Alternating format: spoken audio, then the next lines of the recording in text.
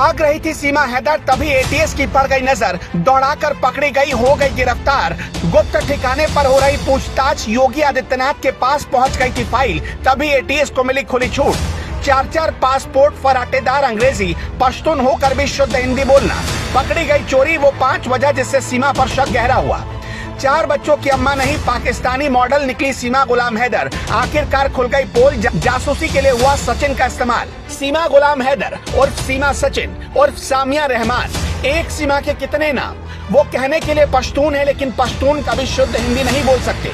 सीमा कहने के लिए 5वीं पास है, लेकिन 5वीं पास कभी फराटेदार अंग्रेजी नहीं बोल सकते।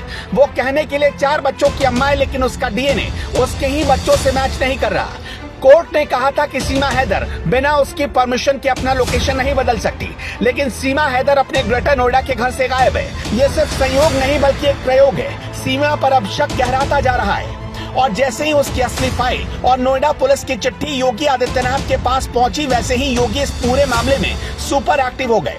योगी आदित्यनाथ ने रातों रात फिर ऐसा ऑर्डर दिया कि यूपी की एटीएस अब सीमा को सबक सिखाने उतर गई। सीमा अपने ग्रेटर नोएडा वाले घर से कहीं गायब हो गई है। सीमा हैदर के मामले में एटीएस को क्यों आना पड़ा, ये सारे सवाल अनसुलझे हुए हैं। इस बीच ट्विटर पर सीमा से जुड़ी एक बहुत बड़ी जानकारी सामने आई है। कुछ बड़े पत्रकारों का दावा है कि सीमा हैदर और सचिन को गिरफ्तार कर लिया गया है। दरअसल उन्हें नजरबंद करके एक गुप्त जगह पर यूपी की एटीएस पूछताछ कर रही है, जिसमें 21 सवालों की लिस्ट तैयार की गई है, और सीमा गुलाम हैदर से हर एक सवाल का राज जानने की कोशिश कर रही है।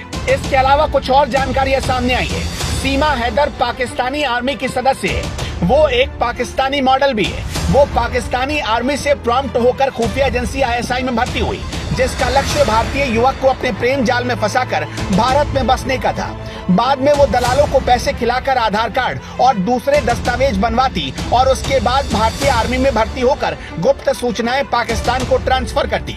अपने आप को 5वीं तक पढ़ा लिखा बताती है, लेकिन हिंदी, जो कि पाकिस्तान में बोली तक नहीं जाती, वो धारा प्रवाह बोलती है, और इंग्लिश भी फराटेदार बोलना जानती है। जिस देश में कंप्यूटर की पहुंच कुछ प्रतिशत जनता तक है, उस देश की 5वीं तक पढ़ी लिखी औरत कंप्यूटर चलाने में पूर्ण रूप से दक्ष है। अपने साथ लाए 4 बच्चे भी उसके नहीं, वो उन्हें अपने मिशन के लिए इस्तेमाल कर रही है। सीमा हैदर का काम देश के खिलाफ बोलने वाले लोगों को अपने साथ मिलाकर कुछ बड़ा करने का था।